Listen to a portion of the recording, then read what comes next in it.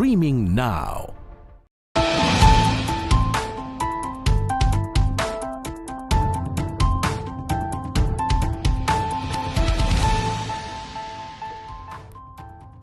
Hello and a very warm welcome. Thanks for tuning in to News 9 Live. I'm Kabir Naqvi and we're bringing you this special broadcast of top stories from our studios here in the National Capital Region, styled exclusively by Paul Moll. We have an expansive list of stories for you to cover, giving you an actual pulse of the day, the news pulse of the day. We will cover day 45 from that conflict in West Asia as that war between Israel and Hamas rages on. Is there a negotiation in terms of hostage release? Well, we'll throw some light on that. We have some international top global developments. Climate change is something that we talk about every day. There's a tunnel collapse in Uttarkashi. Day 9, more than 150 hours have passed and transpired, but the 41 workers are still trapped inside that collapsed debris inside that tunnel. We'll bring you all the latest developments and details on day 9 of the rescue operations. But first and foremost, yesterday was the Cricket World Cup 2023.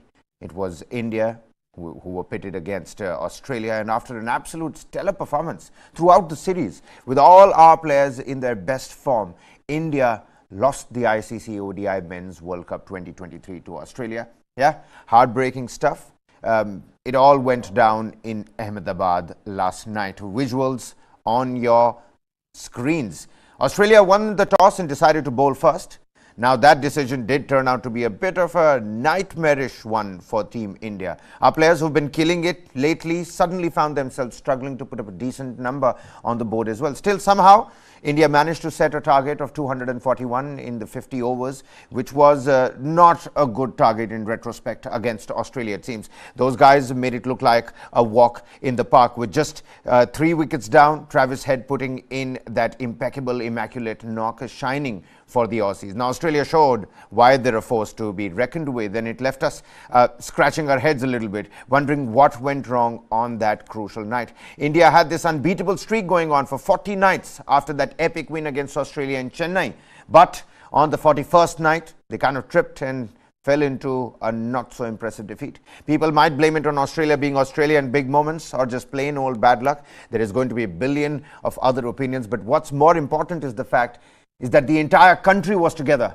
Everybody was watching the match together, from Siliguri to Ahmedabad. 130,000 people inside the stadium itself, from politicians alike. Pictures on your screens, JP Nadda and several BJP leaders over there. The same goes for all the Congress leaders who had got into a huddle, watched the match at the AICC headquarters, and people from all walks of life getting together at big screens in little colonies, mohallas, gullies, you name it. It was a festival of sorts. Everybody sort of kept their work aside. It was serious, good old cricket watching. Again, visuals from Siliguri on your screens as well. So situation same in West Bengal, in Chennai, in Jammu. Take a look at that. Look at the amount of crowd that has gotten together to watch and cheer Team India on. In every chat about the World Cup final, the main point will be that India ran into a team that had a plan, executed it perfectly. But was that the actual picture? Well, my colleague and senior editor, Meha Bhardwaj, also joins us on the broadcast. Meha, a very good morning to you. You're joining us from Ahmedabad right now. And, we were speaking to you yesterday, and the pictures you showed us, in a couple of hours, in about 8-9 hours, they were in stark contrast. Tell the viewers about what you saw. I mean, we saw the air show by Surya Kiran on your presentation. We then met all those fans. They were so excited. What was it like on the way back, on the way when you were walking out of the stadium? How was it in a stark contrast? First of all, thank you very much and good morning to all our viewers. Kabir, I'm going to get back to you on why on the morning after you have me on the show when all of us, it's a national anti-climax, really, to see India lose the World Cup final and you have me first thing in the morning bulletin. But I guess that's the mood in the country. India may have lost the final, but they've played so well throughout this tournament. Like, you don't know whether to really look back at it and say, you know what, they could have, the team was bad or they didn't play well. I think that's where it's so heartbreaking. And that's where I think I'm still numbed by what really happened. It's one thing that people say they had a bad day at office. But my thing is that how is it that Australia never have a bad day in office in knockout matches? So they're obviously better prepared. It's been a grueling campaign for Australia as well. They've come to India. The conditions have been different Hmm. for them, Hmm. and yet they've stood up and they won. Whereas for India, they were so dominant till this day. Um, but I don't know. Maybe they went into a shell after they started losing wickets on top. Maybe the pivotal, turnaround point was Rohit Sharma's catch. Travis Head once again playing that role of changing the game. The kind of catch he Hmm. took. Hmm. People are Hmm. comparing that to Kapil Dev's catch. So I don't know. I mean, there are so many thoughts running in. Right. But what I Not just do the catch, know Meha, is not just the catch, he went on to put that impeccable knock as well. But, the 137. opinions and viewpoints on the dinner table are going to carry on for the next couple of months. This hangover isn't going to die down anytime soon. But Yeah. what was it like being inside the stadium? I mean, when you looked at those, large-scale macro shots, those drone visuals of the stadium from, what we were seeing here on the television, it was an ocean of blue. You couldn't see any yellow jersey at all. And in the middle, those songs that were very strategically placed, let me tell you. What was the vibe like inside the stadium? It was electric. So the press box, normally you're kind of away from the noise and everything because sitting in an air-conditioned press box. But in Ahmedabad, at the Narendra Modi Stadium, you have a sort of a makeshift press box on the other side, and that is an open press box. So there are fans around you. You can actually feel everything that a fan feels when you are sitting in that press box. So um, especially when they got those two early wickets, you wondered, can India come back? I know the total wasn't really a big enough total or a daunting total, but that was exactly what India needed. That, in the power play, if you can get two or three wickets, we're going to get Australia back. The noise was deafening when Australia lost those wickets. And that's why I feel like this win for Australia is so much more massive than most of their other recent World Cup wins, especially 2015, which was at home. Here, they came to India against the odds in a stadium, which was an ocean of blue. They silenced those 92,000 people in the stadium. And that was crazy. So as fun, as festive, as ceremonious the start of this final was, the end just turned out to be, like I said, a huge anticlimax for 1.5 billion people. And yeah, the morning after is not as good. Well, I wouldn't blame the Indian fans for putting their money on the Indian bowling lineup. I mean, they've been on fire recently. And after the first two wickets, of course, you would feel like, this is a little bit of a game changer. But I do agree with you. Every time, right in the beginning of Australia's batting innings, every time Marsh hit it for a six, the crowd did suddenly fell silent as well. A little aspect, Meha, over here that probably you can give us a better understanding of, because over here in the televisions, commercials, there are too many of them. There was a news and pictures did come out about a pro-Palestinian supporter who had invaded the pitch. He ran onto the pitch. There are closer pictures of him with his hands around Virat Kohli. I mean, it is a major security breach at the finals at the Narendra Modi Stadium. Absolutely. A pitch invader streaker makes their way to the center pitch, get their hands around Virat Kohli, King Kohli. And I mean, it's clear that you can read on the T-shirt, it talks about stop bombing Palestine. The ripple effect of that conflict in West Asia has certainly been felt across the globe. But what was that particular moment like? They have picked him up, but what was it like inside the stadium? I mean, we didn't get to see a lot of it. Yeah, so the thing is that while we were watching it, we saw this guy run in, and we were thinking, what seems to be going on at the moment? Um, and what surprised me was how did he come through? I mean, with the kind of security that we had to go through. I mean,, at every entry, you had to show your press card. and these are those electronic devices where you've got to just, you've got to go in after showing your press card, and you get to your location. With the fans, it was certainly slightly different because they were in a separate area. Having said that, I'm shocked by how that happened in terms of that being a security breach. And at that moment, Kabir, it was very quick. So by the time we figured out who the person was Right. and why he'd come in, he'd been taken out, and the host broadcaster didn't show it. But it was a very quick instance. I mean, yes, he did. There was a security breach. He did come on to the pitch. He, put his arm around Virat Kohli, Right. and I was wondering, I was like, what is going on? We were all like, there were oohs and ahs, like, stop doing that. It's not it shouldn't be happening on a cricket pitch and not at a grand stage like the World Cup final. But it did happen, and I hope the people who are responsible for the security around that area have been taken to task for it. But clearly Absolutely. something that shouldn't have happened and shouldn't have, something that, you know, the moment was about players. The moment was about this being a World Cup final being held in India, India in the final, a big tournament coming to an end. It should not have even for a moment been the people should have been distracted from No, you're that absolutely right. moment and the The significance of that authorities, moment. the security personnel on the ground swiftly got the guy away. But at the same time, if you're standing next to Virat Kohli, then all the cameras are on you. So he was able to put his particular point across as well.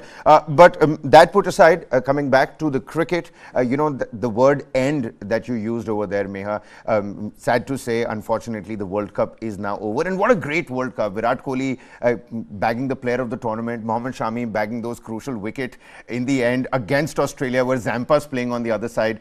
So some things are, of course, written in destiny. But what next now, Meha? Couple of new series that are coming up. Even as we let you go, how about you tell the viewers what next for Team India? Well, at the moment, this is the thing that Rahul Dravid was asked. He was asked about his future. He was asked about the next World Cup. He was asked about the T20 World Cup next day. He says, let the dust settle. I think for me and for all the journalists, with the kind of tournament we've had, it's an absolutely crazy tournament where we've seen the highs of this Indian team, where we've seen the dominance that we've never seen before, or we've not seen. Yeah, actually, I'd say we've never seen that dominance before. I would just think that right now I'm still sort of recovering from that. But for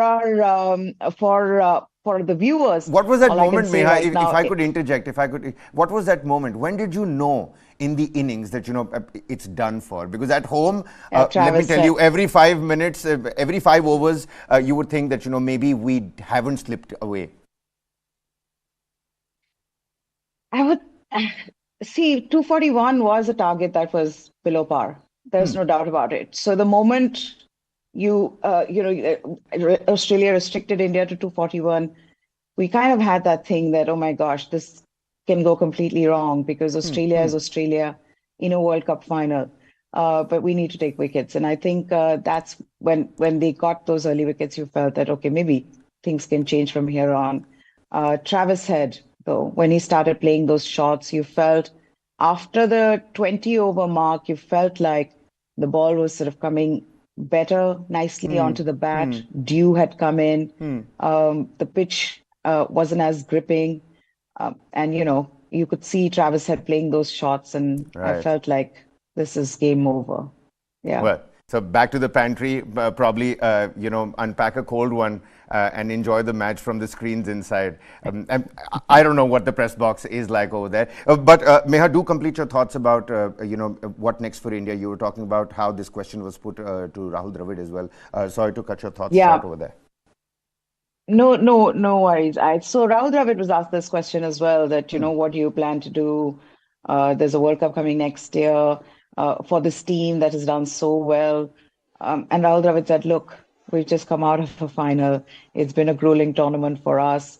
It's been a long tournament. Right now, I can't think of anything. And I feel like despite India having lost this World Cup, we do need to dwell on how good this campaign was for India. And I think it's easy to forget because, it's at the end of the day, the team that wins, right? But having said that, I feel like this, you've got to doff your hat off to just how incredible India were till the very last moment. Of course, the final things went awry. But overall, it's been a dominant World Cup for India. And as much as the country is hurting and, cricket fans are hurting, this team's hurting as well. Imagine coming that close, Kabir, to think that, you can imagine the legacy that Rohit Sharma would have created for himself. So he was hurt. Imagine how selfless he's been throughout this tournament. That's the starts that he's been giving India. So I'm, and which is what Rohit Sharma, which is what Rahul Dravid at the press conference also said that, look, the boys are hurting. They're extremely, disappointed with what has happened, but it is what it is. We ran into a team that was the superior on the day, and, that's where it ends. And that is sport. And I can imagine when I look at them that sport is difficult. For all the highs that you get, you also see lows like this. And, in the highs, you have the backing of all the fans, but in the lows, we all know when we wear our hearts on our sleeves when it comes to cricket, we also blame them, pretty much maim them as well, quite rightly out in the open, in broad daylight, out on the streets as well. But kudos to Team India. I personally feel, Meha, Rohit Sharma has left a major legacy behind. A World Cup, a first captain to win his first 10 games in the World Cup. I mean, that's something great to go and live by. And you're right with the launches that he's given to Team India. But like I said, opinions will come on. Hangovers are not going to go away anytime soon. Meha, many thanks for joining with us on this morning broadcast of Breakfast with Runners-Up, not champions this time around. But maybe we'll change that in the next edition of the World Cup. Many thanks for joining with us. You know what, ladies and gentlemen, let's also show you some reactions of people as they were leaving the stadium from across the country as well after the match. Like I said, we're all hurting, not just Team India. ये बहुत ही निराशाजनक है कि हार जो हुई final में हुई है। अगर लीग मैच में होती तो फिर भी एक्सेप्ट करते हम लोग, बट फाइनल में हार हुई है, काफी निराशाजनक है। और ये मैच मानता हूँ ओवर कॉन्फिडेंस भी हो सकता है और हमारा काफी डिफेंसिव अप्रोच था और ऑस्ट्रेलिया काफी एग्रेसिव अप्रोच था। अब गलती हारने पे निकालने लगेंगे तो हम तो फैंस नहीं कहलाएंगे, चीटर्स कहलाएंगे। 10 मैच जीती की थी, एकदम खुश थे सब लोग। आज ऐसे वो लोटे की तरह पलट जाएंगे कि आज खराब थे। एक्चुअली आज जब मैच स्टार्ट हुआ तभी इंडिया की इनिंग्स खत्म हुई, तभी बहुत कम रन लग गए थे बोर्ड पे। करीबन 300 साढ़े 300 अगर ऑस्ट्रेलिया जैसी टीम रहती है तो स्कोर किया होता तो हम कुछ उनको बीट कर पाते। पर उसके बाद 3 विकेट्स आने के बाद ऑस्ट्रेलिया के प्लेयर्स ने मतलब हेड और लाबूशेड इतना शानदार खेले कि सारे हमारे ऑडियंस और जितने आए थे उन सबकी इमोशंस एकदम ब्रेकआउट हो गए थे। बहुत बुरा लग रहा है ऑब्वियसली, क्योंकि ऐसा तो हर वक्त नहीं खेलता ना। कंटिन्यू 10 मैच जीत गया तो उम्मीद तो यही था कि इस बार जीतेगा। अगर जीत हार में इतनी दूर आता तो इतना उम्मीद शायद नहीं था रहता, पर कंटिन्यू क्योंकि विन हुआ है इसलिए बहुत ज्यादा उम्मीद था। पर अब तो मतलब कोई भी उम्मीद नहीं, जीत ही गया ऑस्ट्रेलिया। तो बहुत ज्यादा बुरा लग रहा है। अभी फिर 4 साल बाद तब ऐसा परफॉर्मेंस दिखने को मिलेगा या नहीं, वो भी। यही टीम है जो लगातार 10 मैच जिताया है वर्ल्ड कप में। अब होता है कभी कदाल लक साथ नहीं देता है, पिच पे साथ नहीं होता है, फिर भी अच्छा खेलिए। अब क्या बोल सकते हैं इसमें। I think the due factor play an important role losing this match, but I think India does not give 100% in this match, but they play well. If we look into the match, we have to think that sports is all about two-dimensional things. So one team always wins and one team loses. So we will always support India. This year we will not win this World Cup, but I hope next year we will win with so much excitement, and we will still support Team India.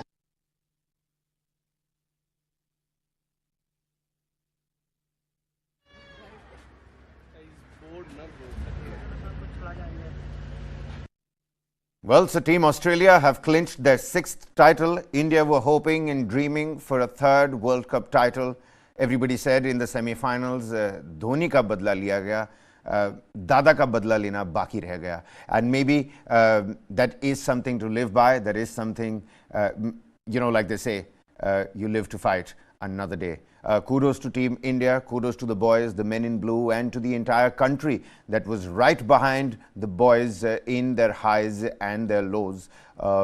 Just one step short, but unable to clinch that World Cup trophy.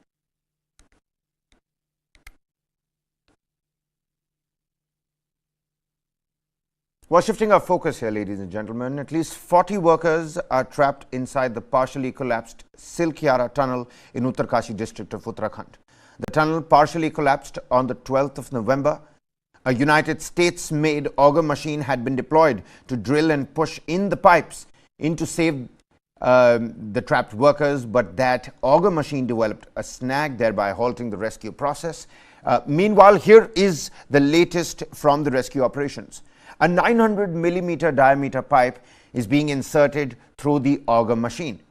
Now the rescue team has pushed in a 6-inch wide tube which has been pushed up to 39 meters into the rubble of the collapsed site.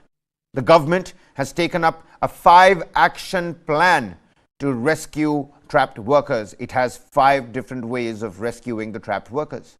Now the drilling, it essentially remained suspended on Sunday, but the drilling work, what we're picking up from the local authorities at the mouth of the Silkyara tunnel where the rescue ops are currently going on, is that drilling work has slowly picked up this very morning. Now experts, meanwhile, have warned about the possibility of a further collapse near the tunnel site. That is again something that people and the local authorities are being wary of. The people, the local authorities, these are more than 5 different agencies that are working round the clock on the ground for the rescue of the trapped workers in Uttarkashi. Meanwhile, Nitin Gadkari, the highwayman, the Minister of Transport and Highways in the country, he visited the tunnel site to take a stock of the rescue operations. He says that there is light and ample space inside tunnel and victims are able to move around. Meanwhile, multivitamins, antidepressants and dry fruits are being sent in to the trapped workers. Now, after Union Minister Nitin Gadkari's on-site inspection at the Uttarkashi tunnel on Sunday, Uttarakhand Disaster Management Secretary Ranjit Sinha, he said that a 900 millimeter diameter pipe is being inserted with the help of an auger machine.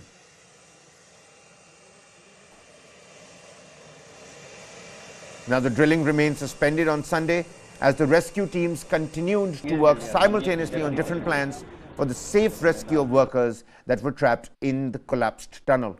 The rescue team was preparing to restart the auger machine to bore through the rubble and insert large diameter steel pipes to prepare an escape route for the trapped workers. Meanwhile, the Road Transport and Highway Secretary Anurag Jain, he said that the government has undertaken a 5-option action plan to rescue the workers that are trapped at Silkyara tunnel in Uttarkashi. The rescue team pushed in a 6-inch wide tube up to 39 meters and stretched into the rubble on Sunday. Successful placement of the tube will ensure that there is another route for sending food and water to these trapped workers. There is a high chance of further collapse in the vicinity of the tunnel, which has been warned by an expert that is involved in the rescue operation. Subsequently, the pipe pushing activity was stopped on Friday. In the ongoing rescue operation of the tunnel workers, around 6 agencies are engaged on different roles at the accident site. The ONGC, the RVNL, the Satluj Jal Vikas Nigam Limited, the BRO and State PWD, besides the actual NHIDCL. They are all carrying out different responsibilities to establish early access to the trapped workers. Now, along with food and water, multivitamins, antidepressants are also being sent to the workers that are trapped inside the construction tunnel. Gadkari told reporters after visiting the accident site in Uttarakhand that there was light and ample space inside the tunnel and the victims are able to move around. The communication line is also on. A spare one is also on the standby.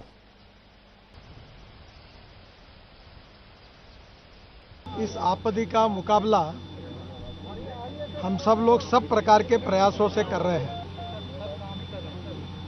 जो अंदर में जो लोग बैठे हुए हैं, जो अटके हुए हैं, उनके प्रति भारत सरकार को, उत्तराखंड की सरकार को और देश की जनता को, उनकी सबकी बहुत चिंता है और हमारी सर्वोच्च प्राथमिकता है कि किसी भी प्रकार से उनकी जान बचाए, उनको बाहर निकाले। आज करीब 2 घंटे मैंने हम लोग सभी कंसर्निंग ऑफिसर जो यहाँ काम कर रहे हैं उनके साथ सभी प्रयासों के बारे में टेक्निकल चर्चा हुई। इसमें विशेष रूप से जो टेरिन है हिमालय का, इसमें एक प्रकार का स्टार्टा नहीं है। जियोलॉजी में अलग अलग रॉक के लिए अलग अलग प्रकार का हार्डनेस होता है, जैसे talc, gypsum, calcite, apatite, orthoclase, quartz, corundum, diamond. तो डायमंड सबसे हार्डेस्ट मटेरियल है। यहाँ क्या है कि बीच में सॉफ्ट है, एकदम हार्ड है, तो स्वाभाविक रूप से दिक्कतें बहुत आ रही है और हमने अभी इसके लिए करीब 6 विकल्प लोगों ने दिए, 6 विकल्पों पर काम कर रहे हैं। भारत सरकार की अलग अलग एजेंसीज हैं जिनको जिम्मेदारी दी गई है, पीएमओ से भी विशेष रूप से यहाँ ध्यान दिया जा रहा है। उत्तराखंड के सरकार, उनके मुख्य सचिव और उनकी पूरा सहयोग है और NHIDCL ये भी इसमें विशेष रूप से हमारे महमूद करके एडिशनल सेक्रेटरी जो मैनेजिंग डायरेक्टर वो भी काम कर रहे हैं। यहाँ आसपास हिमालय में जहाँ प्राइवेट सेक्टर में चोजिला टनल का काम चल रहा है, बाकी टनल का काम चल रहा है, उन प्राइवेट सेक्टर में भी टनल के काम करने वाले एक्सपर्ट जो थे उनको भी यहाँ बुलाया है, जो BRO के थे उनको भी बुलाया है। इसमें सबसे पहली बात यह है कि जो लोग अटके हुए हैं अंदर में, उनको हम मेडिसिन और विशेष रूप से जो फूड है वो उनके पास पहुंचा पाए और उनसे कम्युनिकेशन प्रस्तावित करें। पहले एक लाइन थी, अब स्पेयर में और दूसरी एक लाइन हमने करके रखी है और इसलिए स्वाभाविक रूप से उनको आने वाले समय में फूड पहुंचाने में, मेडिसिन पहुंचाने में कोई दिक्कत नहीं आएगी। ऑक्सीजन की लाइन भी है और हम इस प्रकार से पूरा पहली बात ये कर रहे हैं कि उनकी रक्षा कैसे करें, उनकी जो आवश्यकता है वो उनको कैसे मिले। पूरे ऑपरेशन में सबसे बड़ी प्राथमिकता है कि उनकी जान बचाए।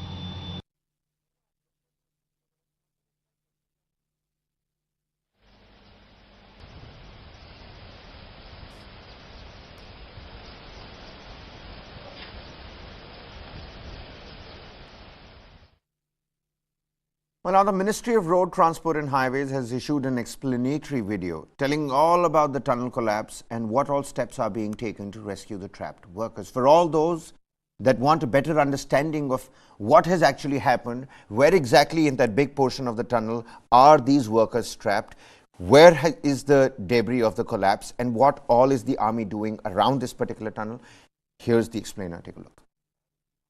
ये इस प्रकार की टनल बनाई जा रही थी। टनल हमेशा 2 पार्ट्स में बनती है, तो ये टनल करीब 4.48 किलोमीटर दूर है। इस शेप की टनल है, बीच की वॉल से वो सेपरेटेड होनी है। अभी अंडर कंस्ट्रक्शन टनल थी। ये सिल्क्यारा का सिरा है, सिल्क्यारा एंड है। पहले 80 मीटर टनल बन चुकी है पूरी, मतलब अंदर पूरी सीमेंट कंक्रीट भी हो चुकी है, उसको फिनिश टनल है। इस 80 मीटर में कोई इशू नहीं। इस 80 मीटर से लेके लगभग 300 मीटर तक के पॉइंट पर बीच में जियोलॉजी थोड़ी सी वीक थी, तो करीब 4-4.5 साल पहले इसके ऊपर जो स्टेबलाइजेशन के लिए लेटेस्ट फ्रेमवर्क होता है वो लगा के छोड़ा गया था। उसके बाद से 300 मीटर से लेके अगले 2 किलोमीटर टनल पूरी तरीके से फिनिश हो चुकी है। उसमें इवन ये जो हम लोग सेपरेशन वॉल करके अलग 2 टनल बनाते हैं जिससे कि एक टनल का एस्केप टनल दूसरी हो जाए, वो भी बन चुकी है। इस 2 किलोमीटर के उसमें पूरी तरीके से फिनिश्ड है, कंक्रीट स्ट्रक्चर है, तो सेफ स्ट्रक्चर। और उसके बाद करीब 480 मीटर का इलाका भी वहां पे हटाया नहीं गया, और उसके बाद करीब 1.7 किलोमीटर की जो टनल है वो भी उसकी फिनिशिंग स्टेज पर है। क्योंकि पिछले 4-4.5 साल से यहाँ पर कोई जमीन का मूवमेंट नहीं देखा गया था, सब जगह लेटेस्ट फ्रेमवर्क लगा के सेंसर्स लगाए जाते हैं, तो उस वजह से इन्होंने इस पे फाइनल फिनिश करने के लिए, कंक्रीटिंग करने के लिए कॉन्ट्रैक्टर्स जो हैं उन्होंने काम शुरू करने की बात की, तो उससे मक पूरी नीचे गिर गई, वो मूवमेंट हुआ उसमें, जबकि वो 4.5 साल से स्टेबल था। पर फॉर्चुनेटली, हालांकि पूरी घटना बहुत अनफॉर्चुनेट है, बट उसकी जो फॉर्चुनेट पार्ट है कि ये 2 किलोमीटर जो है ये पूरी तरीके से फिनिश टनल है, इसलिए इसमें जो है अदरवाइज कोई और खतरा नहीं है। तो जितना जल्दी से जल्दी हम इनको निकालेंगे वो उतना अच्छी बात है। इस पर्टिकुलर पोर्शन में पानी का इंतजाम है, नल गया हुआ है, बिजली गई हुई है, तो बिजली पानी है।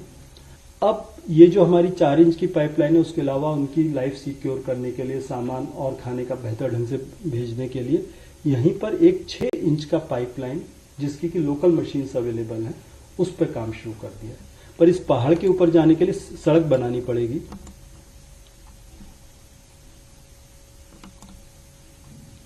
पहाड़ के ऊपर जाने के लिए सड़क बनानी पड़ेगी। सड़क बनाने का काम बीआरओ कर रहा है। कल ही जब ये सुबेरे फैसला हुआ, शाम तक बीआरओ ने इस पॉइंट तक पहुंचने के लिए 50% के करीब सड़क रात में पूरी कर दी है। उम्मीद है आज शाम तक उनकी सड़क बन जाएगी। उसके बाद ये जो लाइफ लाइन के एडिशनल सपोर्ट के लिए वो काम हम लोग शुरू कर पाएंगे। इसके बाद ये जो इसका टनल का लेफ्ट हैंड है, वहां से एक हॉरिजॉन्टल बोर करने के लिए आरवीएनएल को काम कहा गया, और ये लाइफ लाइन सपोर्ट का काम आरवीएनएल कर रहा है यहाँ ऊपर। तो ये एक माइक्रो टनलिंग मशीन होती है, उसके थ्रू वो 170 मीटर दूर जगह है, वहां से वो अप्रोच करने की कोशिश कर रहे हैं। ये जो सो कॉल्ड अनसेफ इलाका था, हम लोगों ने साथ में सारे इंजीनियर्स के बैठ के कहा कि इसके कोई सॉल्यूशंस निकाले जाएं। तो एक टेक्निकल सॉल्यूशन निकाला कि वहां एक कैनोपी क्रिएट कर दी जाए, जिससे कि वर्कर सेफ हो जाए। आर्मी के लोग भी वहां पहुंच गए हैं, और वो वहां पे एक सेफ पैसेज जो प्री कास्ट कलवर्ट्स का होता है वो क्रिएट कर रहे हैं। तो एक बार वो हो जाएगा और ये कैनोपी बन जाएगी, तो उसके बाद हम पाइप लेइंग का काम पाइप के थ्रू दोबारा शुरू कर देंगे, और वो सक्सेसफुल हो गया तो बहुत रिलेटिवली जल्दी सफल हो सकता है। But that we are working in a very dangerous zone, उतना हमने रियलाइज करना है, इसीलिए बाकी ऑप्शंस पे हमने साथ के साथ काम शुरू कर दिया।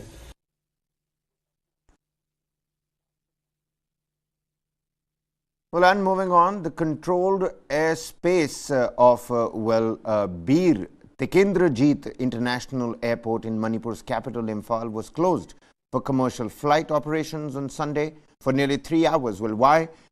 This after an unidentified flying object was seen. Here are the details of what happened according to sources in the Airports Authority of India. Now, at about 2:30 p.m., the Imphal Air Traffic Control, the ATC, got a call from the Central Industrial Security Force, the CISF control room, that an unidentified flying object was seen just above the ATC towers. And the war between Israel and Hamas has entered its 45th day. There is no end to the fighting in sight. Our next segment on the Israel-Hamas war.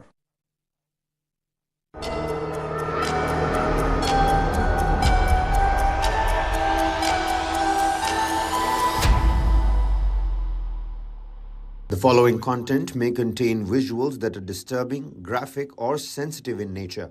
Viewer discretion is advised. This material is intended for mature audiences and may not be suitable for all viewers. Please exercise caution while watching, and if you find such content distressing, we recommend discontinuing viewing. This disclaimer is provided to ensure awareness and to prioritize viewer well-being.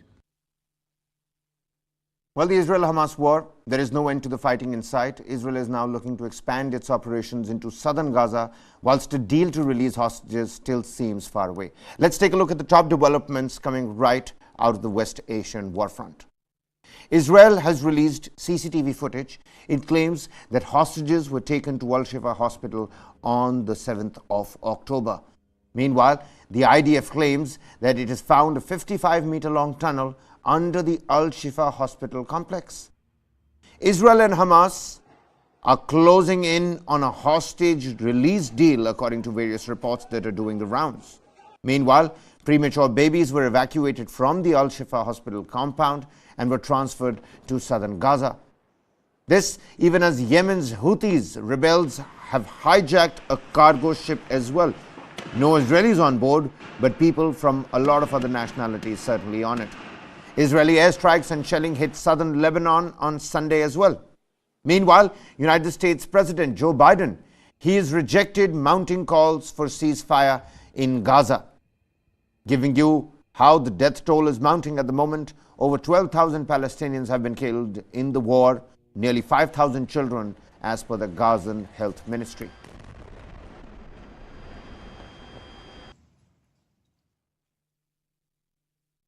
Well, now Israel on Sunday published a video claiming that it has uncovered a tunnel shaft under the al-Shifa hospital in northern Gaza.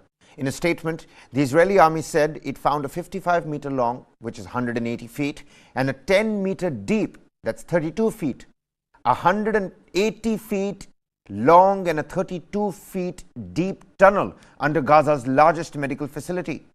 The army published a video on its official Telegram channel showing a soldier making his way into the tunnel. The footage was shot with two separate cameras on the 17th of November, according to the post that was put out by the Israeli Defense Forces. Now, the video shows a staircase leading to an arched concrete passage that ends in what appears to be a door. The army says it is the entrance of a tunnel shaft with a quote-unquote blast-proof door and a firing hole as well. Take a look at that. Visuals on your screens. These are pictures that the Israeli Defense Forces have put out. It also put out in its statement, and I quote, "This type of door is used by the Hamas terrorist organization to block Israeli forces from entering the command centers and the underground assets belonging to Hamas." Now, the statement, however, did not mention what was beyond this particular door. Now, the tunnel was found in the area of the hospital underneath a shed alongside a vehicle containing numerous weapons, including RPGs, explosives, and Kalashnikov's rifles.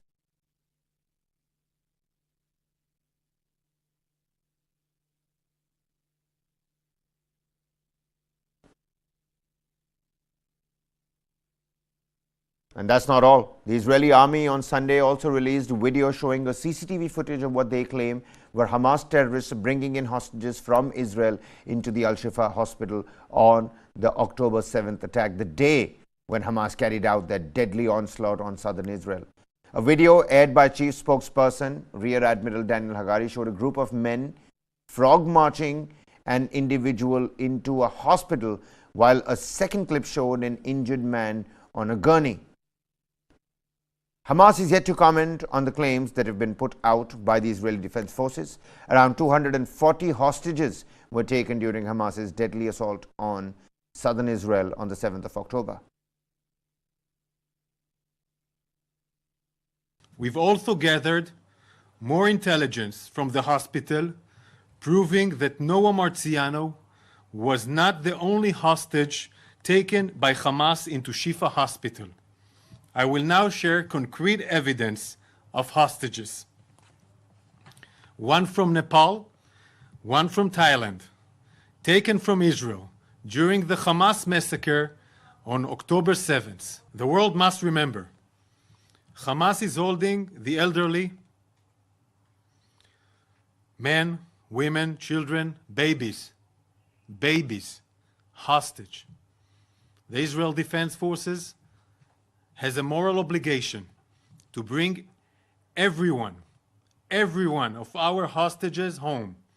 We will not rest until we do. Hamas was hiding and murdering our hostages in Shifa Hospital. Hamas was building terror tunnels underneath Shifa Hospital. By now, the truth is clear. Hamas wages war from hospitals, wages terror from hospitals. And the Israeli army on Sunday also released the names of 3 more soldiers that have been killed in battles in northern Gaza Strip since Saturday evening, bringing the total death toll to 11. The Israeli army announced on Sunday that 380 soldiers and officers had been killed since October 7th, the majority of whom were killed in a surprise attack on Israeli military bases and towns in the Gaza Strip on the 7th of October. The official Israeli Broadcasting Authority reported on Sunday that 60 soldiers were killed in the ground operations in northern Gaza Strip since the 27th of October, 20 days after Hamas's onslaught on southern Israel.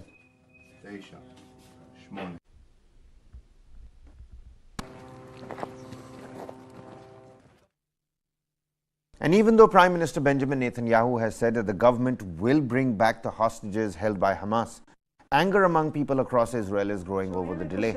Thousands of people gathered at the renamed Hostages Square in front of the Tel Aviv Museum of Art to support the families demanding the return of their loved ones. The families of the two 40-plus hostages are also planning to file a lawsuit demanding to bring back the hostages as soon as possible. And not just Tel Aviv, in Jerusalem as well, thousands of people marched on the highway calling upon the Israeli government to do more in order to secure the release of hostages held in captivity by Hamas.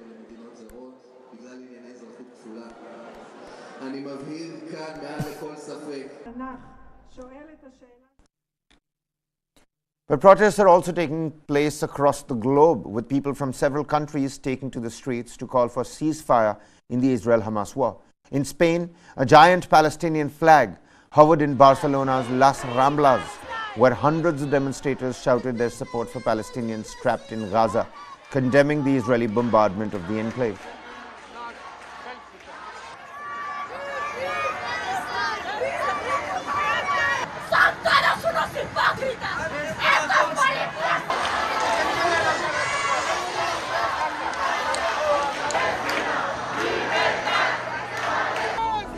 In Germany, pro-Palestinian marches were held in Berlin.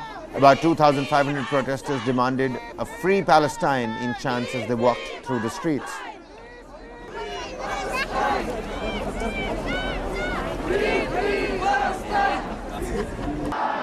And pro-Palestinian protests also took place in London, with protesters waving Palestinian flags and placards as they marched in one of the several protests held across the British capital.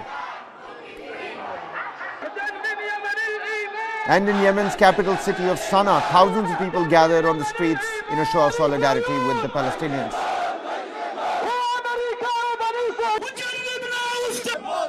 Bahrain's Maharak city, pictures from there on your screens. Also, thousands gathering here to condemn the Israeli actions in Gaza.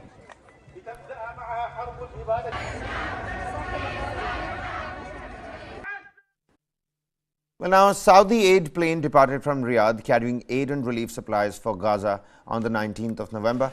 The aircraft has been scheduled to travel to Egypt's Arish airport in North Sinai. Meanwhile, ministers from Arab and Islamic countries have announced a visit to China as part of a tour that is aimed at ending the war in Gaza.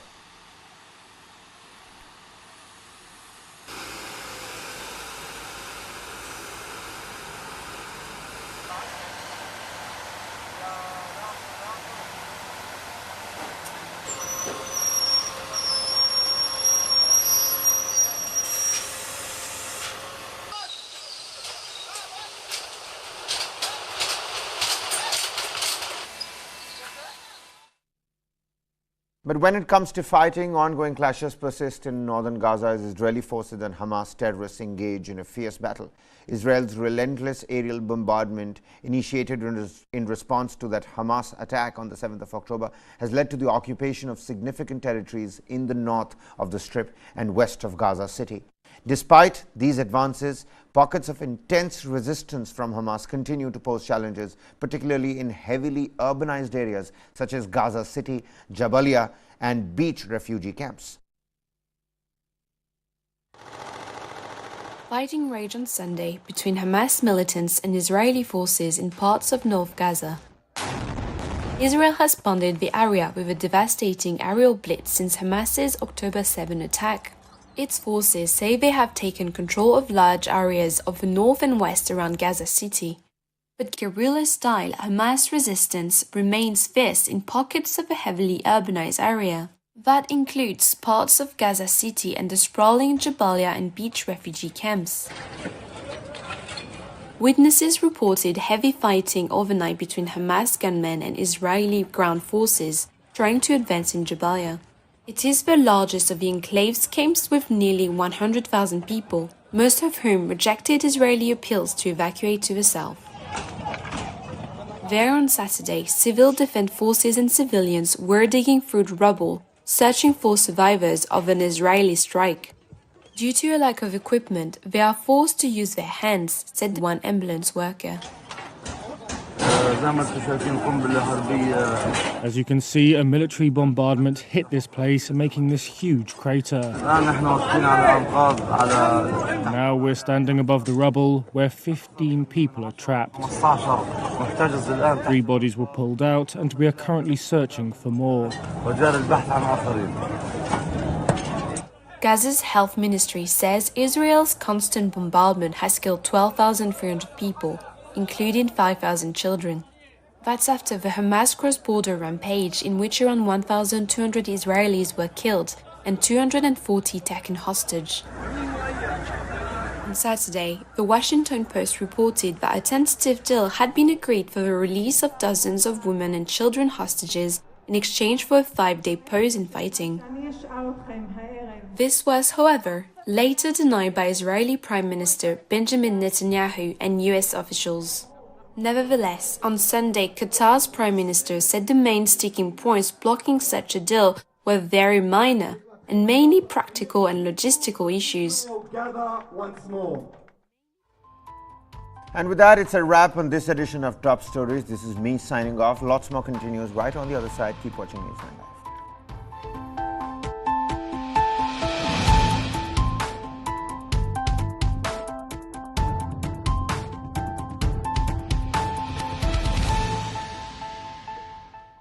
With all this gear, you must be wondering if I'm climbing a mountain.